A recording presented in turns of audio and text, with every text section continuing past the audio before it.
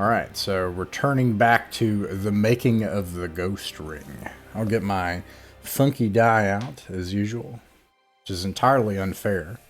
It always lands on the same people, usually. Alright, Eugene, what happened last time? So the last time, I think we arrived into the city, everybody went, doing their own business. I guess Patrick and sorry, and I forgot the name. Giza, yeah, Giza. They went together for search for the magical scrolls and stuff. They went to the shop that was a crazy wizard, more crazy probably than Patrick, but I'm not sure. He had some very peculiar stuff, but useless. We found, and he told us to go to that place, like a library. And we went there. There were two guards. They were total assholes. They tried to distort us money. Well, we had to pay them in order to let us in. Well, we met this woman. She told us that she's gonna let us into the library, but for that we need to find a book for her as well. But that book is has a chaos magic that has like something, some kind of like disease magic or something like that. So we're kind of, reluctant about that because, Patrick is good. So I'm not sure that we want to give a woman like chaos magic book. So yeah, and then we went to the library and we thought like we're gonna steal the book for her. Maybe not. We are not sure. And then we met some kind of wizard probably. It wasn't that library. Then what happened to Jessica and I always forget and Charles. They went to the bar, I think, to the pub to find out some information. And well, they actually gave a lot of money for drinks for everyone. Well, I wouldn't do that, especially in this kind of city. You go like you just advertise that you have a lot of money, like some kind of pub. The city wasn't the part of city is not the best part, but anyway. So, and they kind of were trying to find out information. They found some information. There was a woman that told them about the gang that we're looking for. And also they encountered two guys that were trying to extort them. Like what are you doing in our turf? Pay us money. Right. So Alice went to the church. Well, but to hopefully give some to pray to his god Justicia. When he was near the church, he saw a woman that was sick. It seems like she was pox-ridden. When he came to her and he wanted to maybe help her somehow, maybe heal her sickness, or at least give a prayer for her. He encountered actually Justicia herself. He was he came into some kind of like dimension or something like that, and he had a conversation with her, and he told him that he will need to make a sacrifice in order to achieve what he wants to. Yeah, I think that's that. Well, then he went to the church. The church was corrupt, I think he did something there, but just don't remember very well. And I think that's the whole session that we had last time. Nice. That's great, Eugene. I appreciate that. The plot has become so windy. I'm gonna start giving XP out for these recaps because it's and we've got one more thing. So we'll say that you, Ellis, you had this experience. You were able to return and rejoin everyone else at the tavern. Okay. But we'll have to kind of pan the camera back and forth a little bit between what's going on with Giza and Patrick, and then would be Charles, Ellis, and Jessica together. And we'll start today with Patrick and Giza and where they are currently. Yeah. In the scriptorium. Yep, in the scriptorium. So just a few minor recaps also of the specifics of after having made it to the scriptorium, you were able to find your way into the special collections area on an upper floor. And there you found Melisinde, and she has offered to keep a tight lip about your presence here. A little blackmail, maybe.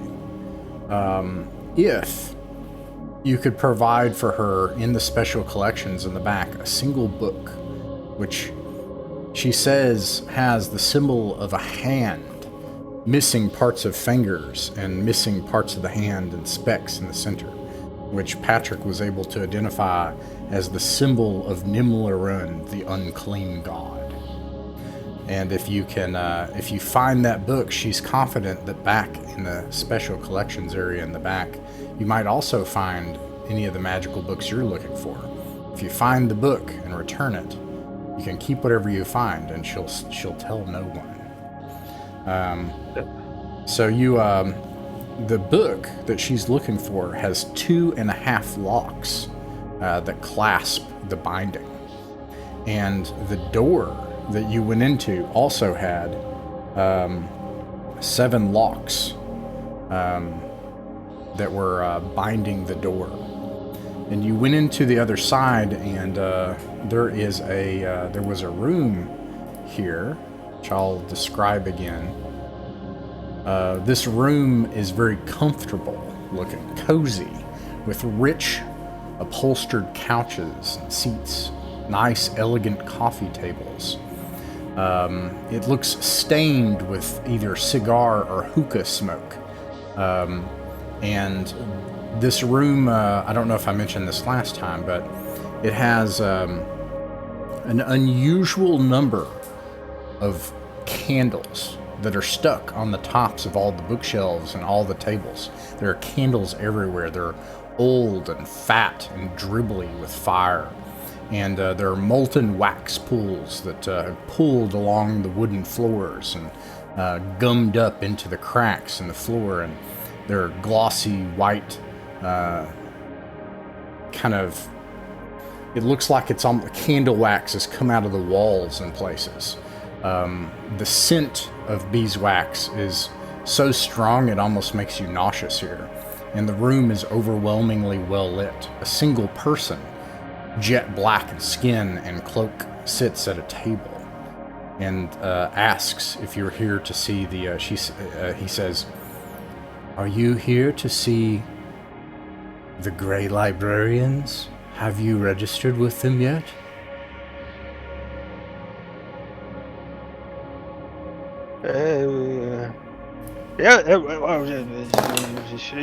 Yes, we're here. Actually, we're registered. Yeah, you see, I'm a great acolyte of Oglaz. I've been tutored by the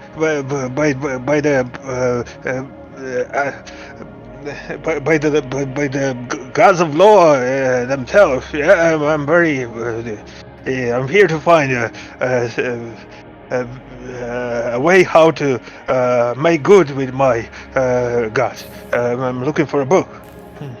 The person. Giza like Oh, go steps ahead. up and puts Giza like steps up and puts his arm on the side of his companion's shoulder as many times he has.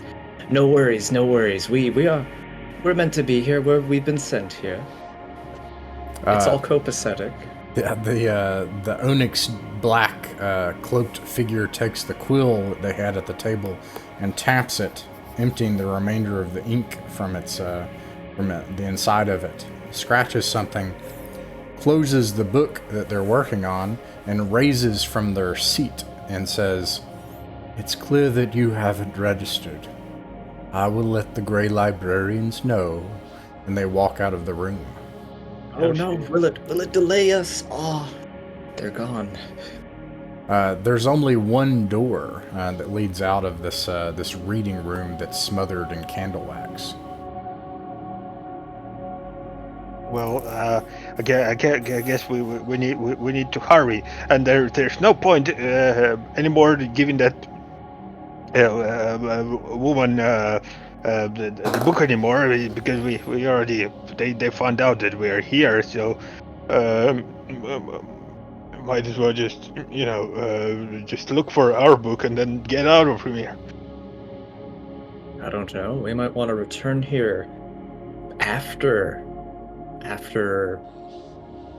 the group the group that we're meeting with, the ones we're going to knock out, the sinister syndicate. We might want to return here afterwards. Do we really want to get on the bad sides of these people? I guess we are already here because we are here. We're already on the bad side of these people. Perhaps. All right. There are, glancing over the books, they are all very mundane, actually. They contain ledgers and records. Some contain names. The names seem to have no pattern that is of use to you. These are all bookkeeping and notary type works that don't seem to have any context to them. Apart from the candles and the books, you've got the door that you came through, which she claims that with 7 knocks she can be summoned and you can leave. And you have one door on the far end of this reading room. Did the person who left just now, did they leave any of their belongings in this room? They seem to have carried no belongings with them or had on them. He was writing in a book, which he closed. The book on the table is just a book of... it looks like it is detailing the comings and goings. It's a visitor book and ledger. And you can see that your names are written in it, even though you did not give your names. Okay. Well, yeah, you see on that book, there is our names there already, and I guess we've already been noticed. So, Different from registration, perhaps. Do you think we should move along from here? well, Yeah. I'm not sure. Maybe we should just find the book. We are here already, so might as well just The books contain nothing else of interest. None of it has any context that is meaningful to you. Yeah, in this room. I want to let me see and I don't look around. Maybe it's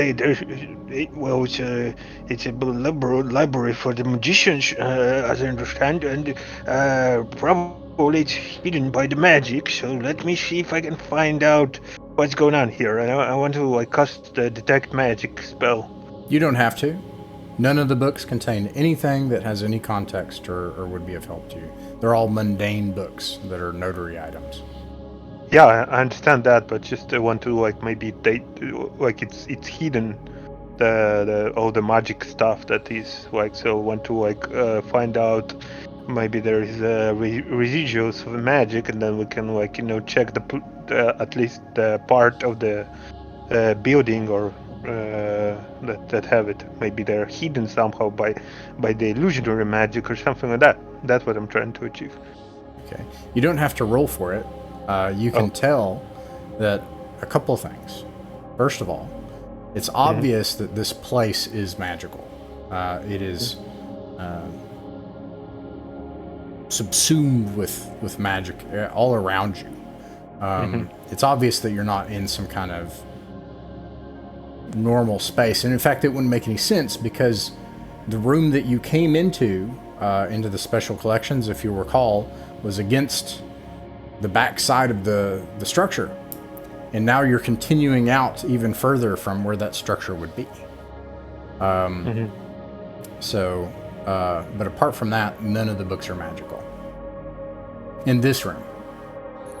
Let's press deeper then. Let's see where this one exit takes us in here. Yeah. Okay. The door is closed. It's not locked. It leads down into a staircase that's stone on either side and narrow. You can hear hissing noises and drumming, vibrating noises. And you can catch a glimpse from the bottom of the staircase of a stone room down below with these large, I don't know what to call them, containers that are metal. As players, you would know that this is a boiler room, but your characters have probably never seen anything like it before. They look like large black iron furnaces that are collected here and have pressure and steam and fire moving through them. There are pipes that cross into the room in different places and then exit the room. You can see an open door on the far end of the room, and the room is full of steam. For some reason, despite it being a stone room and full of these furnaces, there is a huge rug, as if the room ought to be decorated, that covers the entire floor of this room. It is a beautiful rug with an intricate pattern. It'd probably be worth a lot of money. And floating in the room are 6 brains. 6 brains. Quite a haphazard scriptorium they have here. First thing Giz is going to do in here, he's going to take a inspection of this massive pipes and the boiler, and I just want to see if there's perhaps any spot that I feel if I could strike it, it would burst out with steam. You're gonna strike one of the. I won't strike it now. Won't strike it now. I want to see if I can identify a spot that I might be able to strike later. Sure. To have steam spill out. Ah, okay, yeah, you do that. And one of the, it looks like the joints in the pipes would probably be the weakest place to release the pressure. Okay. Which there are joints in the pipes that even hang down in various parts of the room in the middle of the room. The pipes don't just snake along the walls. Some of them actually go into the room, and to traverse the room in places, you'd even have to duck under some of the pipes. So wait, so what is in the room? 7 brains? 6 brains that are floating in the air. Like a human brain? Mm-hmm. Well, They're floating in the air like motes of something, and so every once in a while they bump into each other. Patrick is gonna like come to those brains and try to talk with them excuse me, Mr. Brain, or you know, and that's it. He gonna try to get their attention. One of the brains, you get it. It turns towards you with its frontal cortex, turns towards you, and then slowly bumps into your head and goes boop, and just bumps into the front part of your head, and all of a sudden, bam, and you disappear, and you appear on the other side of the room against one of the walls, and make a. Oh, I didn't have my what's it called? Will save. Okay, so it's will save. Sure. Nice. Do you have a bonus? I have +2. Yes. Nice. But it's okay. already counted, so 16 in total. You have, I think, where Patrick is older. For a moment, you have kind of like a kind of you can't remember something on the way in. You have to try to think for a moment and use the devices, mnemonic devices your brain uses to try to remember, like maybe the number of locks on the doors, and it occurs to you, and then you shake your head and you can remember it again. That's what happens when you try to communicate with one of the brains. The brains now all seem to have noticed you both. And 3 of the brains each start to cluster around each of you. Do they keep like a distance? How close are they getting to us? No, it looks like they're going to boop your head. Looks like they're trying to come toward your head. Oh man. I would say it's better to avoid them. It's when they booped into my head, it seems like I was missing something in my memory. Let's try to maybe get out from here. Man, press into the next room. Giza will try to like slide under the pipes and the brains to get over to where he is. Okay, each of you can make a reflex save if you're trying to get out of the room without getting booped. Yeah. Okay. I will. Nice. Nice. Oh, nice. I'm gonna roll this, and then I'm gonna decide if I need to use any luck here. Uh-oh.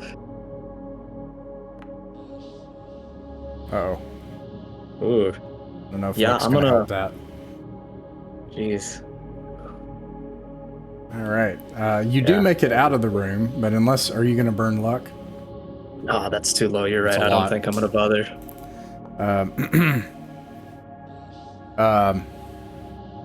Make a will save as one of the brains boops you in the back of the head.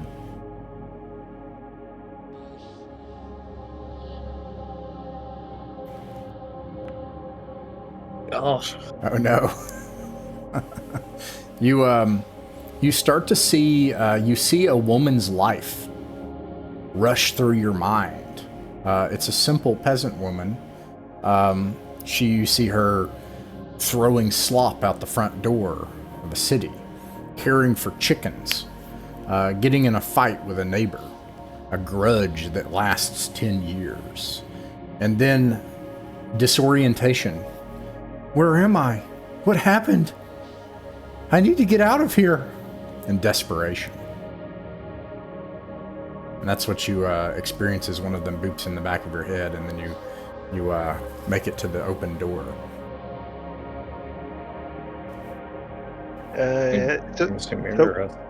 Yeah, but Patrick is gonna. Gisha, are you feeling alright? Everything is good with you? Giza will like reply in a higher tone, as if he's a bit more feminine than he presents himself. Quick into the next room. Go. Kind of push the old man along. So what's happened to him? Did he become like that woman? No, but that still makes sense what you're saying, Alex. Yeah, that like for a moment, there is this like kind of feminine, unusual feminine expression that comes out of Giza. This was strange. Yeah. We're going. So we go to another room and close the door behind us.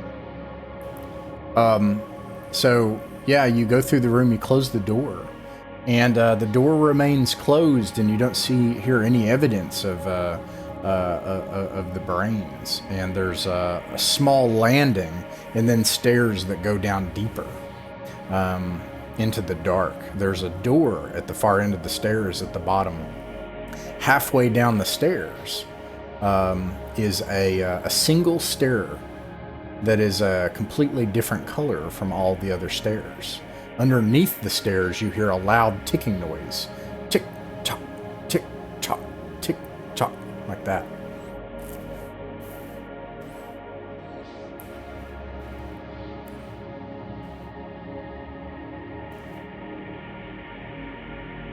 Patrick's leading the way. Patrick will try to take kind of a bit of a leap over the stair, give it some breath, and then try to help Patrick get over it as well, so we can Yeah. make it to the next room. All right. Each of you can make a reflex save if you're trying to get over this this step in the middle, or an agility check, whichever you'd prefer. All right, nice. The scriptorium is a dangerous place. Certainly, I'm not sure even where we go now. Nice. All right, you are able to jump over the step, and you make it down to the end. Let's see, of the stairs, and you see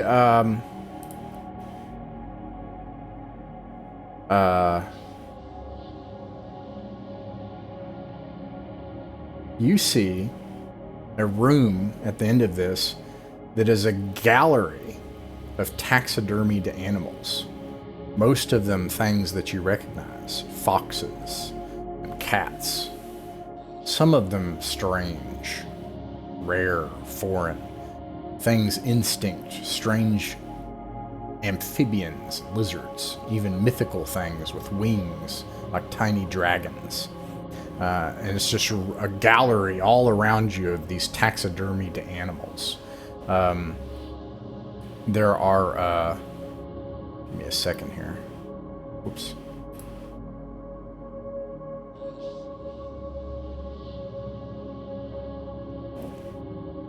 When you enter this room, it is eerily quiet. There's no noise at all.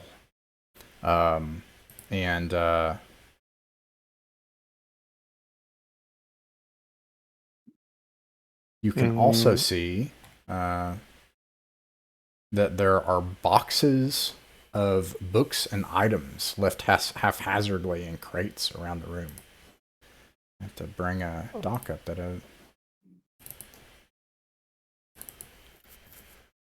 So where are those crates? Are they near those animals? They're down on the floor, just around the edges of the room. Can I like take my Patrick is gonna be very careful, and he's gonna like take his spear and gonna like push one of the book and see what happens. You push the crate, and the crate just slides across the floor away from you. All right, just a bit. He's gonna be careful with what finger touch the crate. Oh man, I'm trying to find the need a document for this.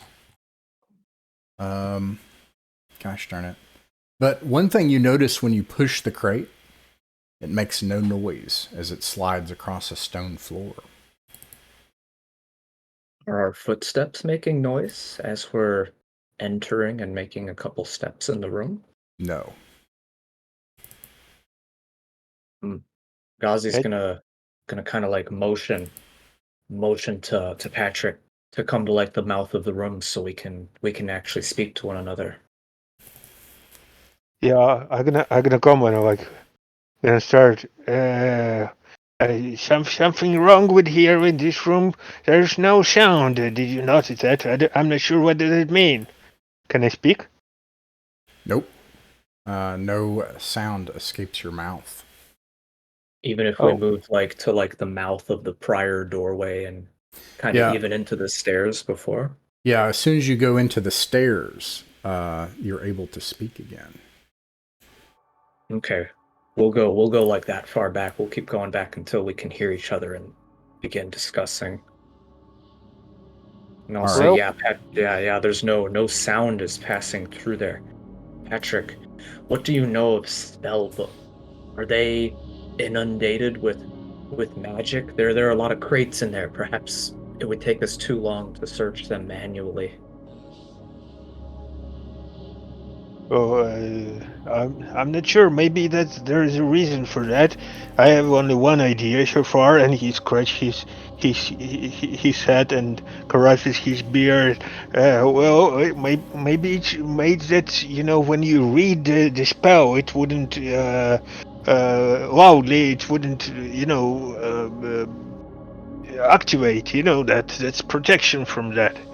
Uh, I know that we need to find a book with a sign of Ulesh, that's what I know. Uh, well, You think that next room then is not worth our time for searching? We should go deeper? I'm not sure, but we should check those books, see what's written in them. I'm gonna go try to browse them and see what I found there. Okay. It's completely quiet in here. There's a door on the far end of this room. It seems as if these rooms go down and down and down, and only in one direction, which makes no sense because it would be going out away from the building that the scriptorium is in. You see vellum scrolls that poke up out of the boxes. The room is just like these taxidermied animals that have been carefully categoried and placed, some of them even tagged and stuff. And then vellum scrolls indicating actual spells simply tossed into boxes as if they were trash. And then there's all sorts of other strange boxes here. Now, I'll make a deal with you all, and then I'm going to pan the camera. And then I actually have to go pee. But you can either take... So this is a matter of time. You can either only look for the spell you're looking for, and I'll say you will find it in that amount of time, and don't look at anything else. Or you can grab a bunch of the vellum, and you don't know what you'll get, and you can do all this. It just takes more time, right? Or you can try sifting through the boxes and seeing what items you find. Each time you do it, time will pass. Yeah, I guess we're gonna. What do you think is, like maybe we should just grab them and get out from here? I mean, we're already here, and they already know that we are here, and we are kind of trespassers here, so might as well just get out from here. Whatever we get, Maybe we get lucky. You never know. I'm fine with searching deeper if you are. I feel like we can probably make our way back if we need to. There doesn't seem to be anything too dangerous behind us. As for these scrolls ahead, right here in this room, I'm a fan of us going through them. Giza would just grab as many as he could at random. Okay. Do you grab the vellum of the scrolls? Search for something specifically, or do you search through the boxes to see if there's anything strange? So, for example, the lady wanted a book. You haven't seen that yet. Yeah. I guess I'm gonna search for a couple of spells if it's possible. Is it possible to get maybe there is teleport spell? You're gonna just help us get out from here. You're just gonna grab some of the vellum, and also, well, let's just define that goal. Is the goal? Are you guys planning to go deeper, let's just see what you find first. Okay, so you grab some vellum scrolls. You don't know what you have, right? Because you didn't search for. So you grab a hold of. You have 8 vellum scrolls, like this. Oh, nice. Yeah, of things. And then what does Giza do in this time where you search and grab or search or whatever? Seeing my compatriot grabbed a whole big bundle, I'm going to search, and I'm mostly going to be searching for any books, hopefully the ones we're looking for. Just to save time, I'm going to roll my D24 analog. I got a 23, and you find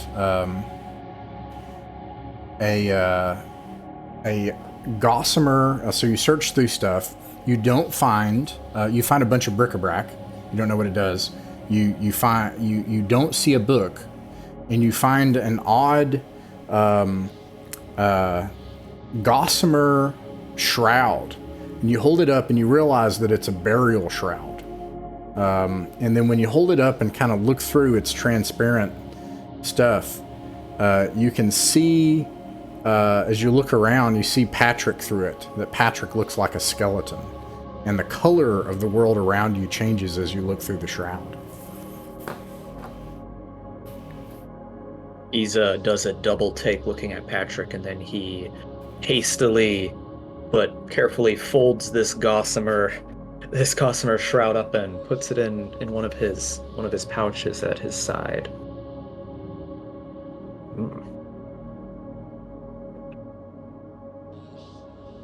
Okay. All right. Some time passes. You keep searching. I guess we're just going to like further. Yeah. So You're gonna grab those scrolls, like 8 scrolls, and I'm not too greedy. I used to be greedy, but not anymore.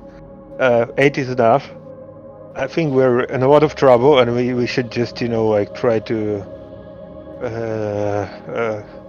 hastily go. Maybe we should go to another room then. See what's there. Okay. With that, I am going to pan the camera back over to the other group. Wait, you said you need to the toilet room. Do we need to make a break, or? May I, please? Is it okay if I just bolt real quick? I apologize, if that's okay. No, that's okay. I'm gonna go to the toilet room as well. All right, I'll be right back.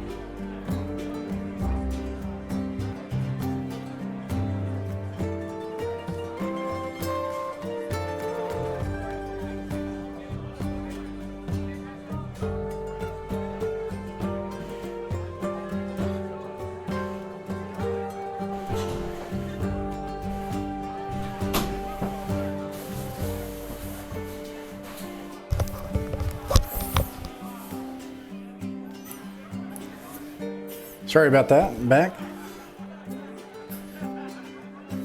I'll wait until Ted and Ian get back. Yeah, I'm here. All right. Something tells me we're in big trouble. I don't know. I just have a feeling. I'm feeling pretty safe. Only thing I'm worried about is that stair if we have to run really quick. No, the biggest problem is that they know our names. This is not just the simple people. They're magicians. So like if we're gonna steal stuff from there, they're gonna probably put yeah. And I don't mean to rush you all, I do, but for one thing, and I won't say what it is I'm using, but it is linear in nature, obviously. That it creates this like series of doors, going on. But I didn't want to, I want to also pan the camera so everybody gets a chance to play. So that was, but anyways, okay, so here we are back, we're at the tavern in Ulvenvar. And Charles and Jessica, and Euelis, you make it back after your experience. You see Charles and Jessica at a table, a collection of tables that have been gathered together in the corner of this dive. really is what it is.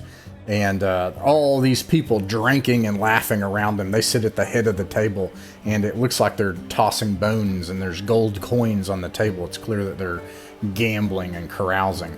But as you approach the tavern, you see your friends here at the head of the table. They're all these two big, burly men that are standing over them. And Charles has kicked his chair back and is talking to them, addressing them. And you see Charles open his money bag and then point toward it and then close it and then look at them. And the last thing I got was, Charles, I heard you say, no, you're going to pay us. That's what I heard. I did. I did say something prudent like that. Essentially, the offer was if they wanted to invest in our little gaming venture, we'd be happy to do that. And I think...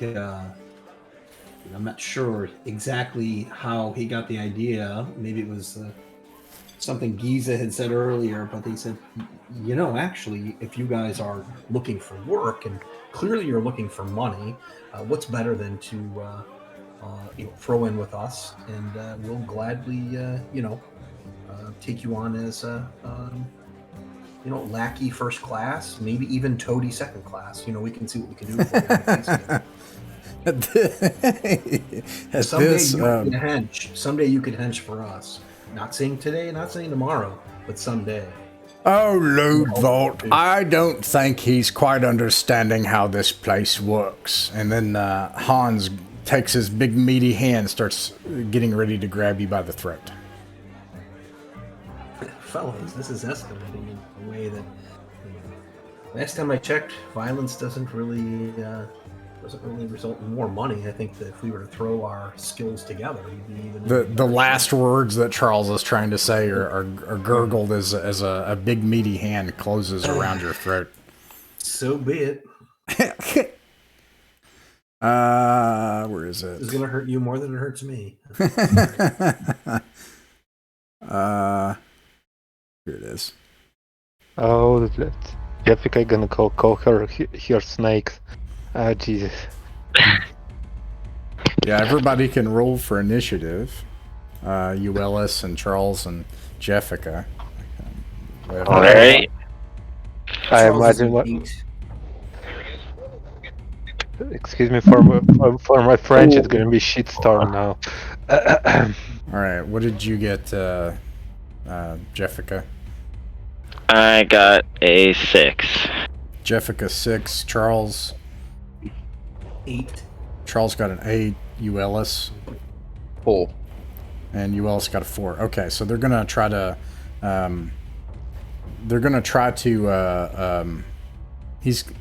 Well, first of all, Charles, make a what is it called? I didn't get my detail. My Agility? RPG's mixed up here. A fortitude save. I can do that. Woo! Nice. Nice. You feel it close around your throat as you're trying to talk, and you just grab the wrist and flick his arm back. You hear the tendons in his elbow begin to snap as you pull his arm off of you. So he fails to do what he was trying to do on his turn. The other one tries to grab a hold of Jessica and brawl with her. And I think as he's trying to reach for you, Jessica, you're able to knock him back. How do you do that?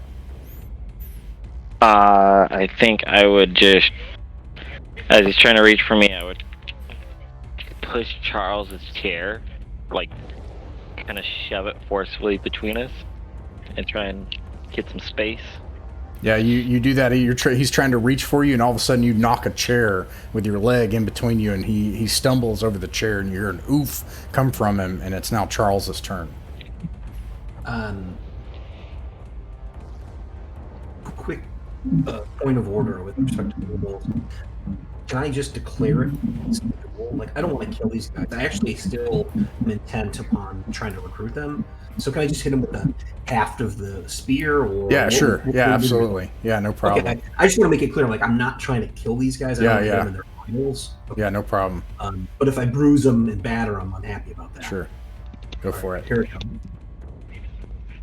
Oh. Okay. What was the deed? So I mean, did the deed go off? Is the first question. Obviously, I want to stun these guys.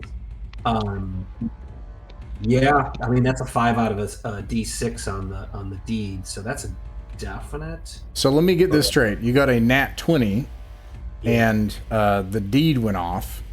And how much damage did you do? Too much, probably. It's okay. And then I'm going to kind of combine your intentions here, Jessica. What are you, Jessica? What are you trying to do? A bird flying around his head, cuckoo. I assume something like that. Well, at this moment, I'm gonna try and just free Charles, but since I have my own problem to deal with, since his way didn't happen, I'm going to just draw my battle axe and just same thing, not try to kill these guys, but I'm still gonna try and disable the one attacking me. So I'm gonna take a swing with my battle axe. So do it with a D30. A D30. Yeah, Ooh, I'm weaving these things together. What Charles did is pretty high up there. So like, let's not even worry about charts and tables and all that stuff right now. All right. But I'm gonna circle back here in a second, make sure I understand what you are trying to do. All right. I got a 14 out of 30. Okay. All right. So here are the things that you're able to do with that. You can also roll max damage. So whatever your weapon, what kind of weapon do you have, and what damage does it do? A battle axe, so it does a D10. A 10. Okay, so here's and you all tell me how this works. So you're trying to subdue these two, even if it means like cracking them upside the head or knocking the air out of them, these sorts of things. Maybe if a few digits are broken, no big deal, right? But all right. So you got let me make sure I understand this too. Charles, you got a nat 20. The deed went off. How much damage did you do? Oops. You're muted, yeah. 9 points of damage. 9 points of damage. Describe to me how, in like working together in one fell swoop, you knock them to the ground and you're able to subdue them. Yeah, I guess my take would be, since I'm using the half of the spear, I mean, I think it's something like a, we're not going to say a 360, but probably more like a 720, where basically he kind of jumps and he'll hit clock one on the head and keep spinning until he, kind of whirling dervish style. Yeah. And then my impression is that Jessica is like, basically as they're reeling or off balance, she's just clocking him on the back of the head and putting him to take a nap. This all happens in about 2 seconds. Right. And your opponents are on the floor moaning. Yeah, I mean, I think... and then the bar goes back to business, just like nothing. Well, yeah, right. I mean, it's like drinks for everybody. I'll dig my hand into the bag and just throw gold coins everywhere, like nothing happened. Yeah. And then maybe we can... I'll look to Jessica, and I assume Ellis is with us now. Maybe we can drag these guys to, like, if there is a quiet corner, but, like, drag them to a quiet corner and get them up on a chair. Maybe a splash of... beer in their face, or slap them or whatever, and try to revive them so they're in some state of being able to talk. Okay. We can take them like out into the alley so we have some quiet. No Yeah, that witnesses. would do. I mean, if there's like a side door, or put them through a window, whatever. Right. Ellis, as you enter, you see all this happen in a matter of like 5 seconds. Yeah, I figured as much. What do you tell everyone, that's sitting there? They're amazed. They're just like, some of them are laughing. Others are just sitting in silent awe. What do we say to them? Mm-hmm. Like, enjoy yourselves. This is all part of the show. Oh, yeah. All part of the show. We're going to be back. We're going to be back for our next set in about 15 minutes. Don't anybody go anywhere. You drag these two hulking brutes back out of a back door between one of the unoccupied outbuildings and forming a small alley in the back. And you have some of the privacy that you were looking for. They obviously seem a bit out of it. All right. Do you have any rope, Charles? I do, actually, but I don't think we're going to need any, because if these guys act up again, then they're going to get the hurt again. And I suspect they're probably not as I think they're going to vibe on that and figure that out. But that could be wrong. Could be wrong. But I think it's far more powerful and compelling to not have to bind them, and I think it shows our confidence. True. If they act up, there's always the snakes. Exactly. There's always the snakes. It's like there's money in the banana stand. There are always snakes. So we'll roll with that. I think we're still trying to wake these guys up. Okay, they wake up. They're a little out of it, but they're like kind of back and forth, and snap out of it. Wake up. Oh. If this is your interview, you're not impressing me right now. I'm not sure we're going to be able to hire you, right away now. Look, this was all Ludvolt's idea. It wasn't my plan. He's the real brains here, and Ludvolt is obviously the dumb-looking one. Right. Ludvolt is just Ludvolt, I'm going to call you Brick, and I'm going to call you House. So, House, you seem like you're the smart one. What is it going to take for us not to kill you? And there's only one really good answer. I know Ellis is not happy about this right now, but just roll with it, all right? Yeah, it's not fully on torture yet, right? Like, I don't like torture. No. It's just, you're just talking, like murder. Attacked, murder of it, not an innocent, but certainly someone who's... Makes sense to me. It's just the chat so far. Okay, so... we're talking probably 3-4 shadow points, but I'm the tax collector. Okay, so... and he's terrified. Brick, that is to say Hans, is just like... look, it's not it's the vultures, all right. Trum the Scarred, he's the boss. They're holed up in an opium house down the street. Someone is the boss other than us. You want to rethink what you just said? Oh yeah, you're the boss. You're the boss, of course. Got it. Okay, good. So let's figure this out, guys. Pay attention. I know it's gonna be hard. But what we need from you is we need as much information as we can get about, and he crooks a thumb kind of in the direction of the warehouse. We're going to need as much information from you guys right now about this syndicate. Are they tied in with your crew? Do you have an understanding with them? Like, are they paying you protection? Sort of, what's the angle? Ludvolt, the big blonde one, is like, the syndicate. And then Hans is like, Ludvolt, be quiet. We'll tell you anything we know, but the syndicate, they're weird. They're just like, they trade in all kinds of stuff that's not worth anything. They spend thousands of coin on it. There's some kind of weird cult or sorcerers or something. And no one goes in or out. We Charles will lapse into silence and let the others ask a question too. Yeah. Well, he looks to you, Ellis. He looks to Jessica. Like, what do we want to know from these guys? They're, like, we should figure out what we want to get out of these guys. Well, has any member of their crew been in or out of this warehouse? I mean, the syndicate must get their gold somehow. If they're not cooped up in the warehouse all day. The vultures and the other gangs here and the dredges, we're just... we're the muscle. We don't deal with the syndicate. The syndicates are strange. The kind of people that go in and out of there are cloaked figures and all kinds of weirdos. They're not the sort that actually muscle the streets and keep order like the vultures do. We haven't had any dealings that I know of with the syndicate. They all just go in or out of that door in the front of that warehouse.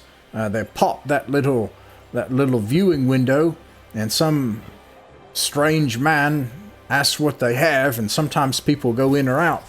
I don't even think they're from the Dredges.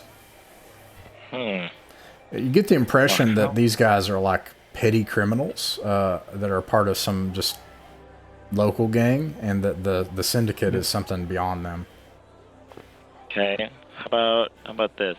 How about you take us to your leader, set up a chat, and if your leader and you are more than willing, we'll pay you more than enough gold to help us get into this warehouse and deal with these sorcerers. At least then you'd have a bigger cut of everything you guys take. on top of what we'll pay you. All right. What do you think, Ulysses? Is the goal to try to buy out this gang and get muscle? Is that what you're thinking? I think that's possibly a cheaper option than buying all the stuff we need for the ransom. And what little we know of the syndicate so far, I feel like perhaps not destroying them, but at least interrupting their operation is a good idea. Okay. Just as a reminder, the streets are choked with a disgusting fish-scented mist. You can't even see more than probably 20 feet with any definition out from beyond you. It looks like it would not be too hard to sneak around in these streets, but it would also be difficult to try to see. But they agree, and they're saying, "Oh, no problem. We'll take you to see Trum right away." No. Why don't one of you go get Trum and bring him to us? We'll be upstairs, whatever the name of this Lusty Strumpet, whatever this inn is. But yeah, you go get Trum and tell him to hustle it up.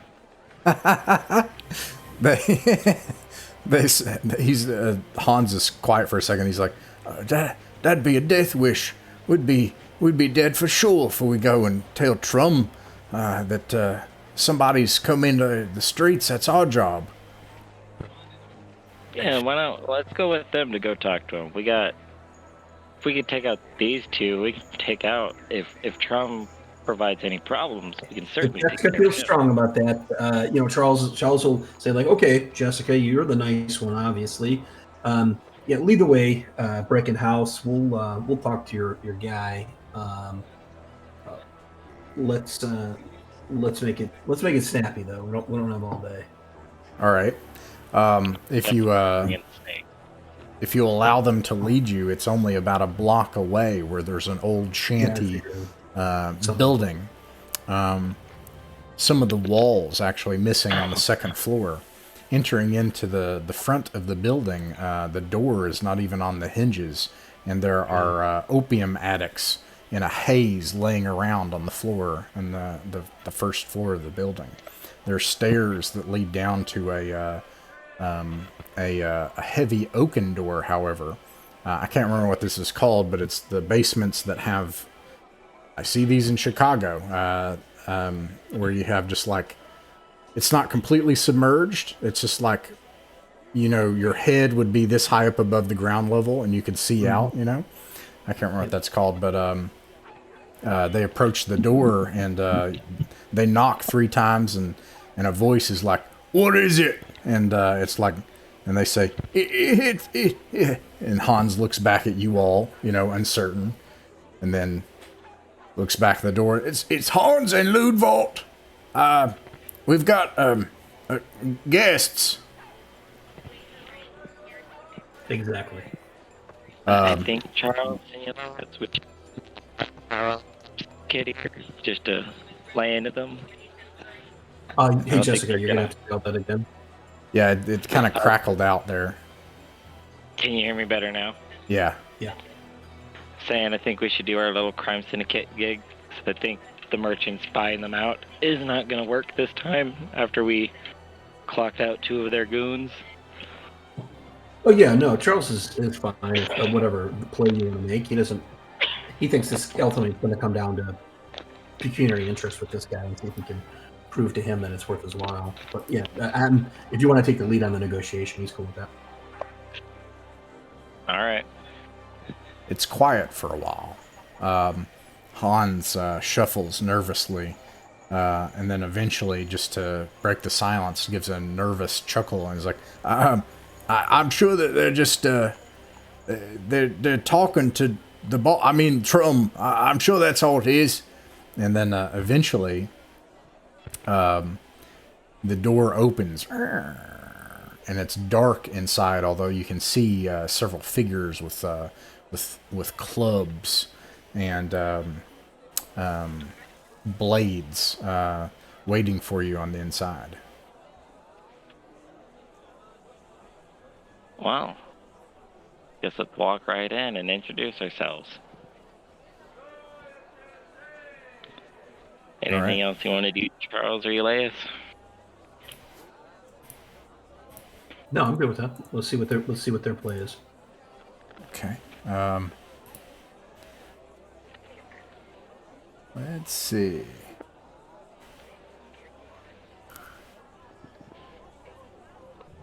You see a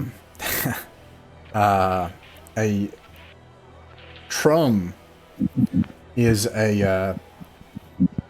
you see a small diminutive figure seated on it looks like somebody has brought out an armchair. You've got some interference going on, Glenn. I don't know what it's like. It's transmitting on and off. It looks like he put his phone in a pocket or something like that. Yeah, it might be transmitting through the phone or something. But I'm just going to lower you down there, and when you chat, I'll bring you back up. Okay, so, anyways, there's this small person that looks like they've carried an old moldy armchair out to sit in this. It looks like maybe it's a cellar that this place once was, stone, and moist. The walls dripping like with perspiration. There are all these armed hooligans, just like a large number of them all around you, and the small figure is like, Hans and Ludwald, come here, my friends, come here. And they look back at you nervously, and then the little figure's like, no, not your new friends yet. No, just you. And they go out in front of this figure, and it stands up, and you're not sure if this is a halfling at first. It looks as if there's a little conical furred hat with horns, and some armor and stuff. But after a while, you can tell that this is like not a fully grown adult. At least it appears. It appears like it's almost like a child. And Trum is like, come here, Hans. And then like reaches up for Hans, and Hans leans over and listens, and then like listens as Trum speaks in his ear, and then Trum just takes out a knife and just stabs at Hans in the throat, and takes out his jugular, and Hans just starts spewing blood out of his neck and choking. Everyone else, all the other hooligans, just stand stoically. This is business, and Hans flops over dead, gurgling on the floor. Eventually, they drag off Ludwald too, and Ludwald's like, no, it wasn't my fault, it wasn't my idea, no, please. And they drag him off somewhere to the back, and then this person with the little conical hat and the horns is like, and you can see wearing kind of like furs and stuff, is like, new friends, welcome to the Vultures. Thank you, much appreciated. My name is Charles. This is Euelis. This is Jessica, or Jeffica rather. I get that messed up sometimes. And your name is Tremble. You haven't heard of me? You haven't heard of Trum? Oh no, I've heard of you. I've heard of you. In fact, I'm almost ready to tremble in front of you. That's how impressed I am to see you. I'm glad that we could meet under such delightful circumstances. Well, do you want to play, or do you want to work? Have you come to give me something? Yes, I've come to give you something. We have. We're ready to cut you in on a pretty good deal, but we're going to need your help. Obviously, your knowledge of these streets and your crew, the Vultures. We'd like to set up a little joint venture. All right, make a personality check. All right.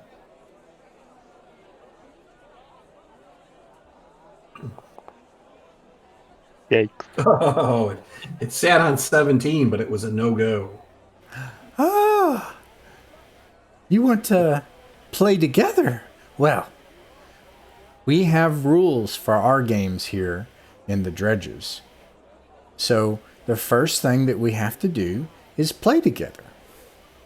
And he smiles and then waves, and there are these other like big dudes that come forward like they're gonna try to fight you.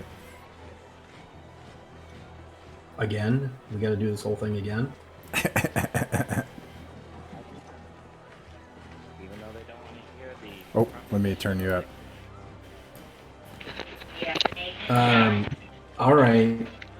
That's fine.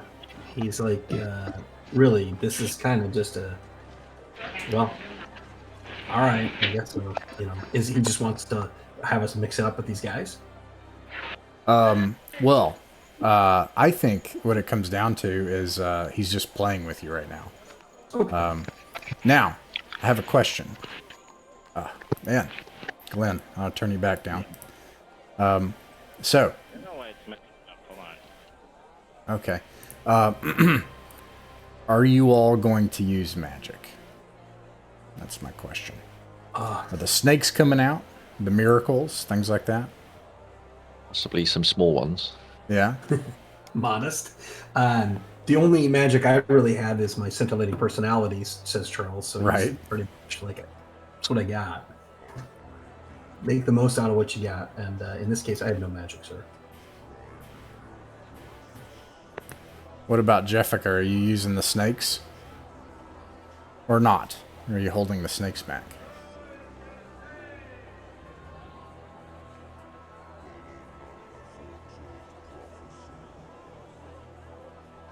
Can you hear me? Oh, Glenn's working on his phone. What about you, Ellis? What kind of things are you thinking of doing in this situation? It's obvious that he's just like, you're like a plaything right now. Like he's just playing. That's what's going on right now. Yeah, This so is Ualis is abject probably going to cruelty. use something like word of command just to exert his own authority over the people in the group, just to kind of show dominance. Yeah. Or do you do it with Trum, or do you do it with the thugs? Probably one of the whoever steps forward first. Ualis is just going to like look at him and go leave, but with the spell behind it. Okay.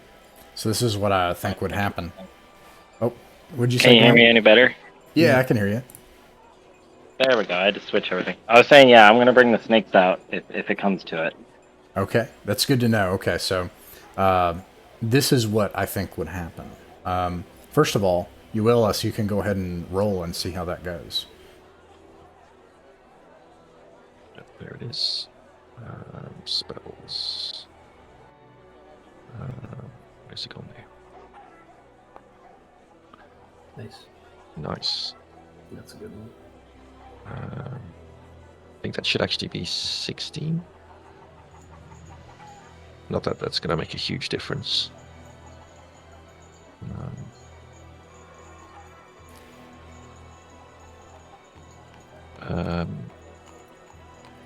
Yeah, I can combine it with a gesture.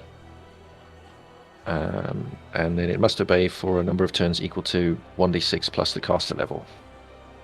Okay.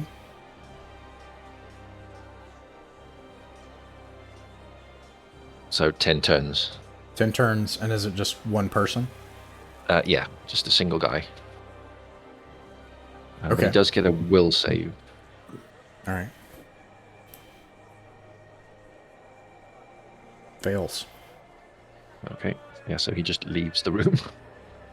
Okay. Oh, and it turns as well, so that's forever, isn't it? Turns? Yeah, it's turns, not rounds. So he's gone for like an hour and a half. Okay. Yeah. It's probably like the largest thug, this almost mutant dude that's picked out of them. What do you say? You just go leave. He stops and then stops everyone else, looks at them, drops his weapon, and then walks past everyone and just leaves the place, leaving you only to fight like 4 of them The 4 remaining ones like look uncertain, and then because these are more like common thugs, and then they look back at Troom. Troom, for the first time, you see actually has a look of frustration and is like, "Kill them! Kill them! Kill them now!" He sees that he's losing control, and all these thugs, though, they look uncertain for a moment after they see this display of power. So Alice is going to finish that off and say, well, are we done playing silly games, or should we get on to something a bit more serious? Ooh. And with that, I think the thugs uncertainly approach you all now, afraid.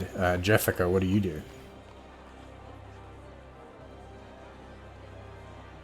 Jeffica is just gonna have the Sphinx come into the room and tell him, look, if you guys are gonna be taking orders from the little man compared to people who have the real power here, then you should all just leave right now.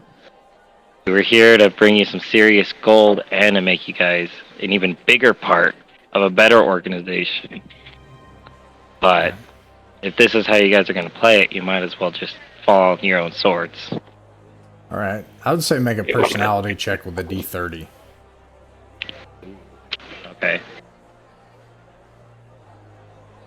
21. 21. All right. They do not advance, and in fact back away. And the little person, he's like, "What are you doing? Attack him! Kill them!" And then the little person brings out the his own blade, and then just comes towards the thugs like he's gonna he's crazy, and looks like he's whipped these people into shape just through madness and tenacity. And he's going to jump on one of these thugs and just start ripping out more jugulars with a knife. Well, Charles will say, we're not going to let you do that to our new recruits, right? And so basically assume that they've already signed on with us. It's like, hold on, he kind of looks to his companions. What's the name of our crew again? I don't know. Hydra. It's called Hydra. Oh, that's right. Yeah, the Hydra of the Endless Seas. He's just kind of making shit up as he goes along. Starless Knights, and he's talking crazy talk, kind of in the same way that Troom is talking crazy talk, but his stuff is promising that the world to these guys, and he's going to step up and try to interpose himself between the crazy leader that he's basically trying to demonstrate that, hey, we're not going to rule you guys by insane fiat, but rather, we want to line your purse and fill your pockets. It's clear. So you get these giant Jeffica pythons with Jeffica's face on the end of them. They've slithered into the room. And Charles, you step forward. It's clear that Trum is just going to try to just start stabbing necks. He has no other thing that he can do. It's just through insanity that he. Yeah. Let him attack me though. I'm saying take. Yeah. Make a reflex save. Take a hit. I'll take a hit for the goons. Reflex save. Yikes. All right. He's gonna try to stab you in the neck. You can roll for initiative and just see if you're able to act first. But that's what he's gonna do. Oh, Foundry, come on, Foundry. INT is not working for you. 7. Okay. 7. Okay, no, you're able to act first. Yeah, is there... I'm assuming... I want to embarrass him. I'm not here to kill this guy necessarily, but what I want to do is I want to grapple with him. Just get on top of him. And I get it if he gets a stab or two in at me, that's fine. But really what I want to do is I want to be in a position where I can pick him up. And it's so ridiculous, but grab him by his underwear, right? And ridicule him. He's like a child, people. yeah. Yeah, I mean, whatever it can be. And then if there was a toilet, I'd stick his head in it and ring him up. But okay. Basically the idea is to have him lose any authority based on ridicule. Okay. He will get a stab in. Yeah, that's fine. You take 3 points of damage. Nice. He doesn't have anywhere near the strength to be able to contest that. and you're able to pick him up until he just like flails, and he's able to until he can Or let hold him go. by his heel and basically shake him so stuff's coming out of his pockets. Whatever it's gonna do. He flees the room toward the staircase, and unless you all try to stop him, he makes it to the staircase, and he's like, "You'll pay for this. You'll pay for this." And then he runs off into the fish-smelling smog. Get behind the Chaos Lords that we're fighting. So not really too concerned. And at that, the remaining lieutenants that are standing there, they simply say, "Well, what do you want us to do, boss?"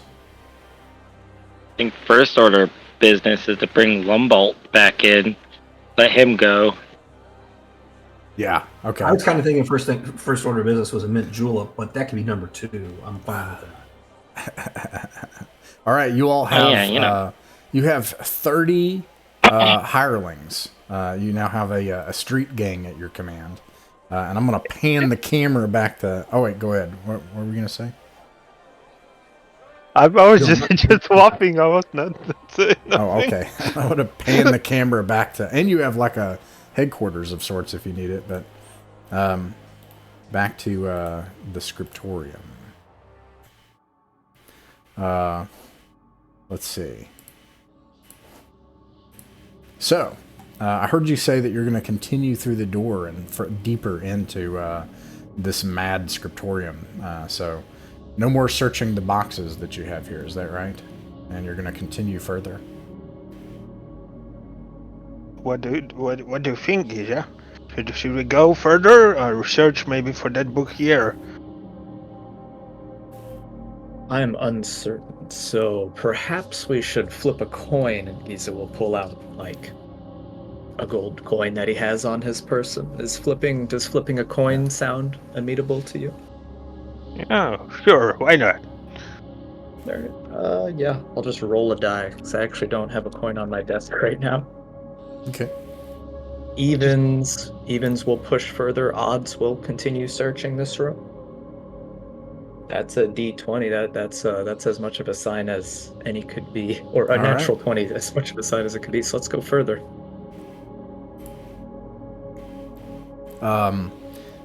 Stairs go further down, and the next room that you see has a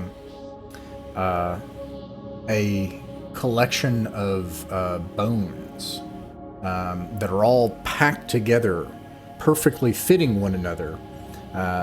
You imagine like Tetris style, where different bones fit together as they can, a jawbone on top of a femur that's part of one, and so on and so forth. And they're all packed together in 6 glass-fronted display cases in this room. Each one of them is neatly labeled with tiny labels showing exactly who it was taken from, when it was taken, the circumstance of their death, and what killed them.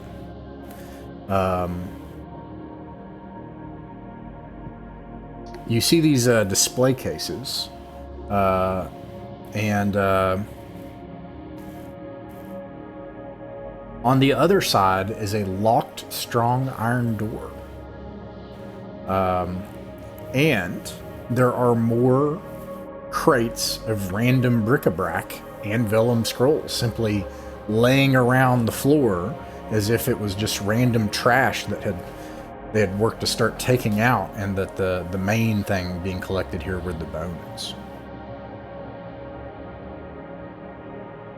Well, I guess Patrick is gonna just look at those bones. Then he's gonna notice those crates, and gonna go to the crates and start checking them. Okay, that'll take. Are you looking for something in particular, or are you just searching to see if you can find something interesting? And then alternately, another option is just grab more vellum. So those are kind of 3 options in the time that you have. He's gonna look for a book for that woman. No, actually, like find. He's gonna look for the scroll of magic that is code. find the... How it's called? Wait, just give me a second. Well, while you're looking that up, meanwhile, what are you doing, Giza? 50-50 for me again. Let me roll a die and I'll decide. Locate the object that we're looking for. That's clever. Okay. So you use your first search. It takes time, takes 10 minutes, and you eventually find what you think is that spell. Now, this is fun because we can use the scroll rules from DCC, which is peculiar, if I recall correctly. It's without knowing the spell, and you can't learn it just from looking at it, you would have to actually use the scroll. Where is it? Scrolls.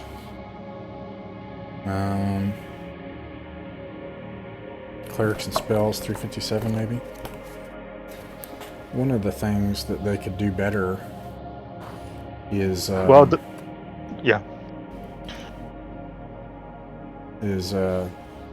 using table of contents. It's hard to read.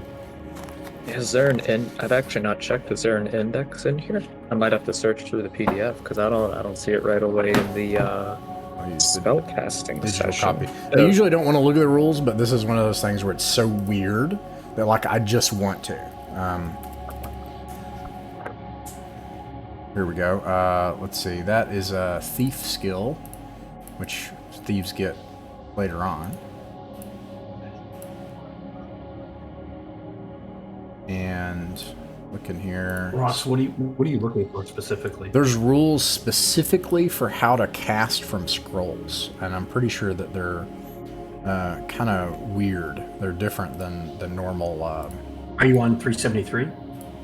No. Is that where it is? 373? It's using a scroll, yeah, second paragraph. Nice. Okay, so scrolls, thank you. It doesn't, I think it looks like it, well, anyway, you read it, but... it doesn't look that bad.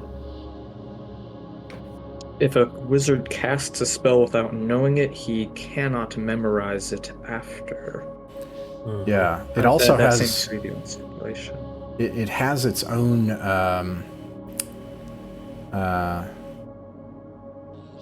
it has its own unique tables because every scroll is unique. Casting mechanism, so it's like spell check needs to be made, normal, harder, can do some stuff. Okay, let me find it here. D100. So I suppose we roll a D100 now to discover. Okay, so it's just so you find this scroll and you're confident that this could be the find object thing. It has all sorts of arcane symbols and stuff, but looking at it, you think that this scroll should work. You think that you should be able to just cast it, inferring from the symbols and using the regular movements and rituals and things that you do to cast your to access the powers that are in the beyond, because you borrow that magic from them. And let's see, from looking at it, the only problem is it's written not just in its own obscure language, but in a specific language other than common. That is the only barrier that you have to overcome to use it. Well, in order to overcome, how do you need that spell? Yeah, read magic. No, you don't. So that's what I'm saying is that it's not just that it's like it's not just that it's arcane symbols. Like you think you could probably use it, but the mundane language in which it's conveyed is in something other than common. So if you can figure out this mundane language and read it, you're confident you could cast the spell. Yeah. Can I try to figure it out, or how do you figure it out? Do you speak any odd? Decipher? Oh, sorry. Go ahead. Perhaps if you don't have a spell to decipher the language, thieves usually have a chance of reading any particular language that they come across. I'm high enough level to do that. You could totally make that check. Absolutely. Okay. Sure. Awesome. Yeah, Giza will take the scroll from you for a moment and try to decipher those parts of it. Let me make the roll. Yeah. Patrick is just gonna look at the scroll. Well, I never seen this kind of language. I cannot understand it. I'll even burn a point of luck to try and cinch this. So I'll add a d6 to this. All right. You looking at it, you can tell that the crude script, this brutal symbols that it consists of, is Orcish, and this is some scroll that's been put together by an Orcish shaman sometime in the past. You're confident that working together, you could probably cast the spell between expressing the language to Patrick and Patrick actually implementing it. Well, so this is a very useful scroll that we might as well just, find that book. If you want to find it, of course, or maybe we should just look for the exit. We got ourselves some bounty here, and just, let's get the hell out of here. What do you think? Fortunes seem to be on the rise with every action and every room we go deeper in here. Are you sure we should cut our profits now? I'm just, you have to. Do you understand that we are in a library, scriptorium of the withered, right? And they know our names.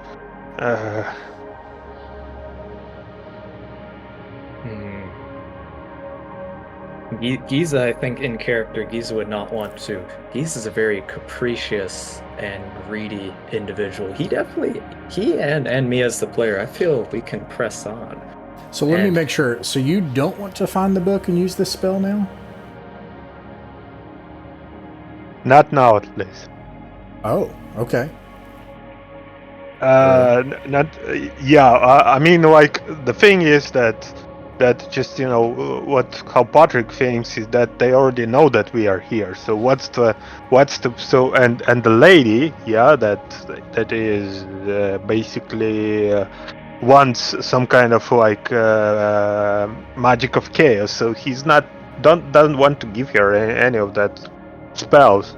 I mean, and so what he's actually wants to is just, he got some spells, so he better just get away from that place, as fast as possible, before maybe they're gonna start looking for us, So that's what he wants to do, and yeah. Okay. This is his motivation. If that's what you want, then sure. But my argument here is that this is a very unique opportunity to our characters to accrue a lot of stuff for us and the rest of the party. I think we can. This is definitely like kind of risk reward here. I think we can risk a bit more if you. Yeah. The rest of the party is high on your characters list. So, since we're at an impasse, I want to propose, just like in finding an object, that we just roll for it, if that's okay. And that you guys just do a contested roll, and then we'll go with either of those two. Okay. Unless I will say, Eugene, are you concerned about survival? Because I suppose that always takes precedence. And it makes, I'm concerned for survival. Okay. No, I'm going to go with that. Like, I don't think anyone, should be forced to go into the jaws of death. Okay, so Patrick, at this point, it seems Giza is just like, we want to get out of here. Okay, so you have a gossamer shroud, and you also have 8 vellum scrolls, and then you have a orcish scroll of find object that you're certain. So yeah, and I want to use that object to get out from here, to find the door, like maybe there is an entrance out of here. So it was a straight shot. It was a straight shot when we came in here. There weren't any other hallways to take, as far as I recall, or have marked down. I'll assume that you all are very careful in leaving, and that you are careful not to touch the brains, and you dodge under the pipes. and that you take the time necessary to get over the thing. We don't have to go through all that, don't worry. You make it back to the door in the reading room. The reading room is currently empty, and you have the door that's sealed in 7 places that she says to knock 7 times. Wait, I thought we're gonna do a contestant role. Like, do we continue or do we leave? You wanted to leave, so that we'll just leave. I don't think anyone should ever have to sacrifice your character. If you're concerned about the safety of like that doesn't sound very fun to me. So I think you just leave. Yeah, I think that's better to just, Okay. It's fine. Yeah, it's fine by me. I'm man, sorry. I No, just it's okay. thinking that would be better, to Sure. just get the. Oh yeah, no sweat, man. I totally get it. Though one thing, if you are very concerned about our names being in that logbook, perhaps we should remove them or alter them before we leave out the door. What do you think of that? Yeah, just take the book with yourself. I think if we take it, that might arouse suspicion. My suggestion is we alter our names within the book so that they read differently. Okay, yeah, fine. Do you have a pen? There is a quill there, and Giza, you can make a forgery check. Forgery, okay. Oh, Or, nice. I mean, I would do if it was possible. I wouldn't even make it super elegant. I might even just like, you know what? Maybe I will make it elegant. I will try to make it elegant. I'll make the forged document check as you suggest. Fingers crossed. I only have a +1 to this. This is a degree of success roll. Okay. All right, that passes. So since it passes, my question is, what do you change the names to? I will change both of our characters' family names in there, like our last names. Are they in the book? Do I see them? Yeah, your full names are in the book. That could perfectly identify you from your place of origin. I'll change our last names to be very mundane and to be of like I'll change Patrick's last name to be Smith, and I'll change mine to be Bootmaker, and then I'll also alter both of our first names so they appear to be as though we were the opposite gender than what it appears. Like instead of Patrick, it will be Patricia, for example. Okay. Somewhere think- on some alternate plane of existence where there is an alternate gender and opposite mundane name people, something happens for those poor people. First names to be different, gender. Okay. All right. Well, something bad happens to him. Oh no. You do that, and the names are changed, and the door is there. What do you do? Should we maybe try to open the door like very quietly? Maybe that woman will not like notice us, and then we just get out from here. I recall the number of times we knock is the number of locks on the other side, and all right, yeah. out of character with Ross just mentioning different dimensions. I don't trust we would end up at the same place if we didn't knock 7 times.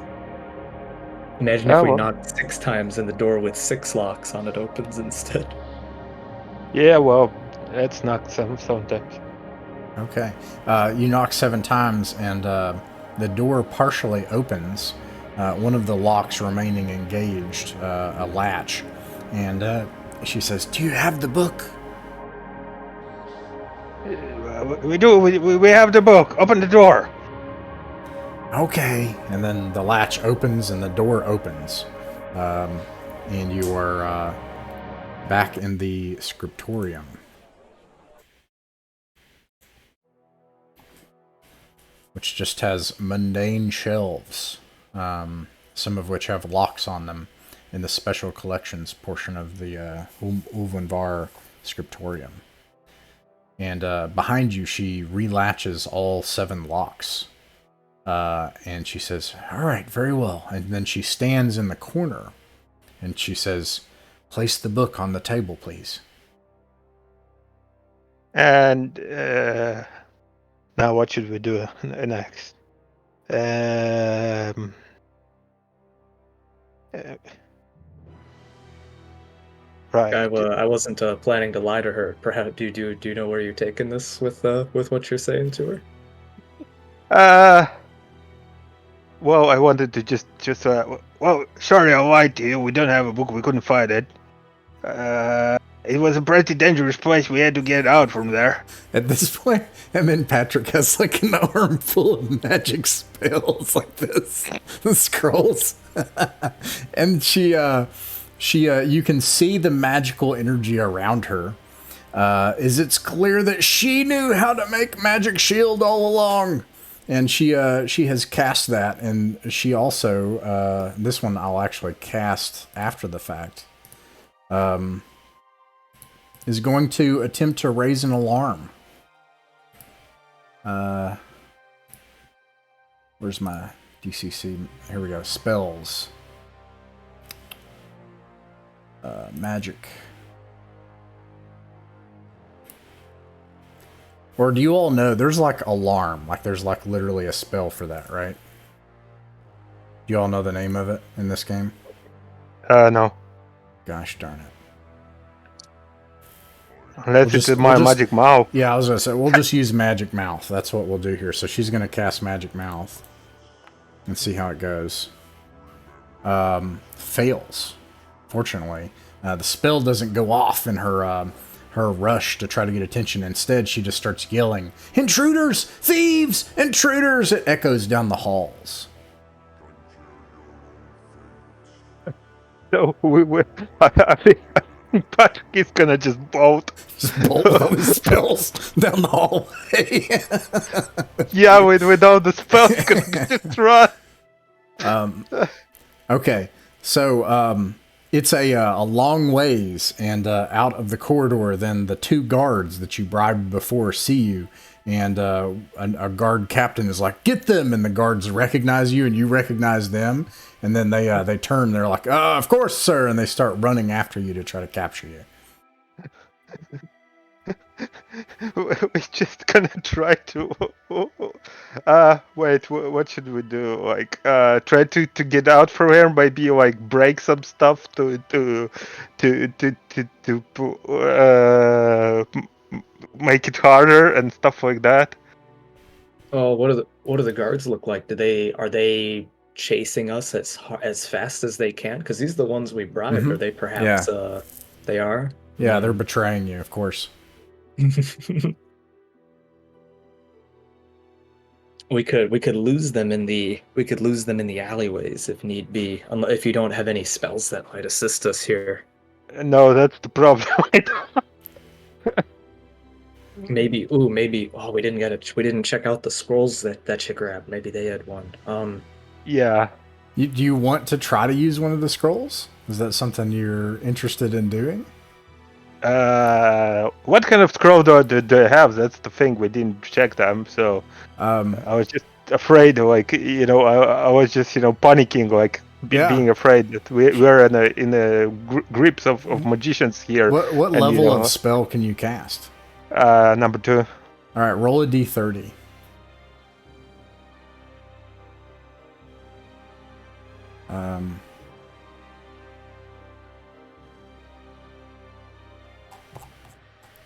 What page is the scroll thing on again? 363?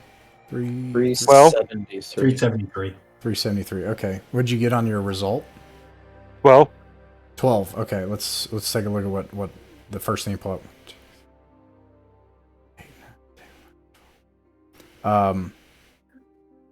It's interesting. And then roll a D100 and a D12.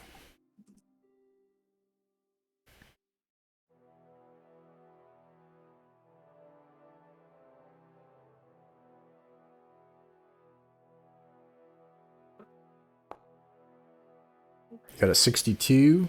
Okay. And then your D12 is a 1. 1. Okay. That's really good luck. You look at the scroll. It looks actually as mundane as possible. It actually is signed artistically at the bottom by whoever had crafted it. you look at it and you're able to tell that this spell could give you telekinetic powers. It creates invisible forces of energy that you can use as barriers and things. But if you use the scroll will dematerialize. Yeah, that's the thing, that I don't want to use that. I just don't want to waste those scrolls. I want to learn them, you know. All right. Oh, we might not get away with them. I was going to say, and also too, the good ones are the ones that are going to help you get away, right? Like you can't Spend one scroll and we'll walk away with the other 8 that we have. I will make you a devil's bargain, and I will say that if you use that magic, it will work and it'll block the way so that you can get out. But you will lose the spell. On the other hand, you could take the risk of trying to make it out with all the scrolls. What should we do it or not? Okay, fine. I'm gonna use that spell. Yes. Okay. Roll a d4 and make a regular spell check. 3. Okay. Oh my. Oh, no. That's +4. That is 13. 13. Okay. You create a apple-sized sphere. It all of a sudden around you are these like hexagonal forces of blue energy that come down in pillars around you, and then one of them teleports into your hand like this blue thing of energy, and you could use this to hurl at somebody as a weapon. But I'll also say that you could use it to try to trip or delay or etc. It's a ball of force. I'm gonna use it to trip them. All right, yeah, you throw this this force behind you, and it goes into them, down into their legs, and it causes them to trip down the stairs, and you just keep, they're like, hey, stop it, you know, and really they don't even care that much, right? Like, this gives them an excuse not to catch you, because they have enough money to retire. And then you run down the stairs and out into the streets of Ulvenvar from the scriptorium with now 7 scrolls. Yeah. Oh, if you include the locate item. Yeah, I'm too old for that, but that was definitely fun. We got so many scrolls. The old man Patrick running down the street with an armful of magical scrolls.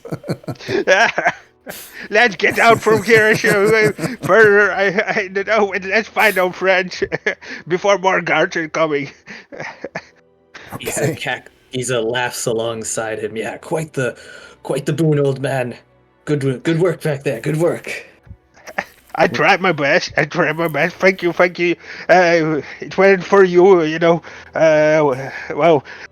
We are good teammates. Let's go. No time to waste. Okay. When you return to the tavern that you... sorry, that's loud. When you return to the tavern that you saw everyone at before, when you departed from them, you see a tavern that is full of people gambling and drinking. The raucous has increased here. It doesn't take long for them to point the direction of where your allies are. You are welcomed by thugs down into an underground lair. It seems in your absence that your friends have taken over a local criminal gang and ousted their despot.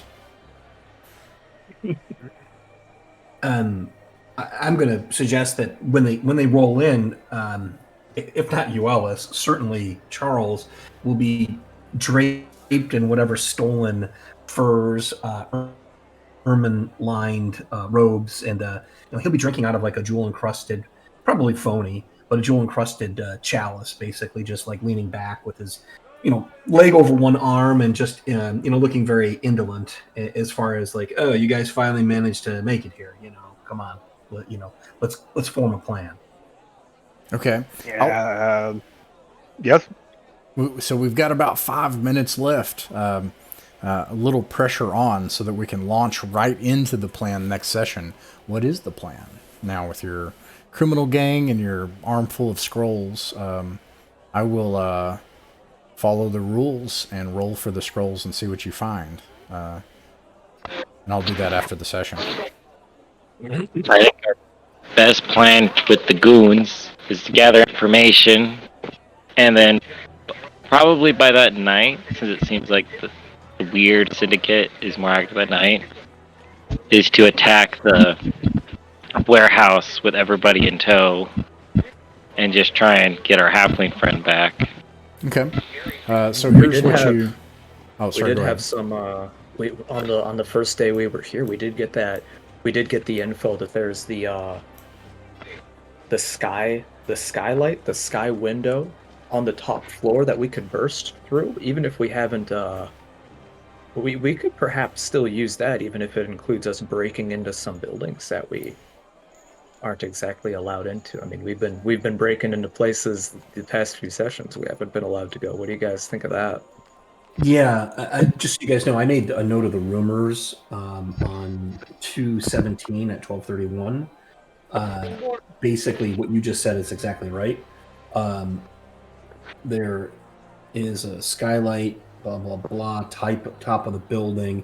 I think the other thing we should give some thought to is they've got powerful mercs and warriors, but also dogs, and not just four-legged ones. They've got some kind of beastmaster named Halstro, I believe his name is, and then with also too, Dogman. the thieves and the mercs have likely set a lot of traps and ambushes and things like that. So, I think that's something to also give some consideration to. Yeah, maybe we should just buy the jewel, that they're looking for, and We want to Yes, help these guys. I mean, I think it's like Alex was saying. Like, these aren't good guys. The syndicate, I get it. The vultures aren't good guys either. But like, I don't know that we want to strengthen their hold. I don't think we can trust him anyway. Not yet, Yeah. but we can shepherd them towards the light. Yeah, exactly. Instead of being a criminal street gang, we could turn them into a bunch of vigilantes. Okay, so let me make sure I understand a couple things, and I'll tell you something before we run out of time here. So it sounds like an all-out assault. So you're confident. Like, Ross, if I can make a proposal, what I think might make more sense is if we would go in through the ceiling, Sure. skylight, and we can have our thugs and all create a demonstration of sorts. Perhaps get like a crowd of people, like the syndicates. Like they're stealing kids and they're stealing dogs and they're doing all kinds of bad shit. Form a rabble, if- and yeah. Yeah, I'm proposing that to everybody, but like they could actually force people to be part of the mob because people are afraid of the vultures, and like essentially have a demonstration, if you will, and then we could use that to our advantage. I'm just throwing it out there as an idea. Okay. I think that's a good idea. And then go in through the skylight. Okay. or we can find the jewel and steal it, and then give them. That's an idea. I like that, though. I like this other idea we have a bit better, because with the jewel, I don't think we can trust the syndicate. Even if we were to give them the jewel, I bet they would betray us the first chance that they got anyway. I don't think we can trust these guys. But maybe we could steal the jewel anyway afterwards. And then the other thing I was going to say is that although they're not going to be available for this purpose this time, you can assume that you will have gained at least 2 lieutenants each that are a level below your current characters. You can apply your XP to them normally as well. And then you're going to have you're saying members of the vultures? Yeah, because these are kind of like those lieutenants, and then you're going to have a pool of level 0s that you could also divvy up of the remaining. Real quick question: what level is everybody right now? I seem like I always kind of lose track. Okay, good. That's right. Everybody's always automatically the adventure, and then you can also apply XP all the way up to the next level to hover it there, if you wanted. Yeah, cool. But okay, all right. I'm gonna end the session there for today, and I'll see you guys next Friday.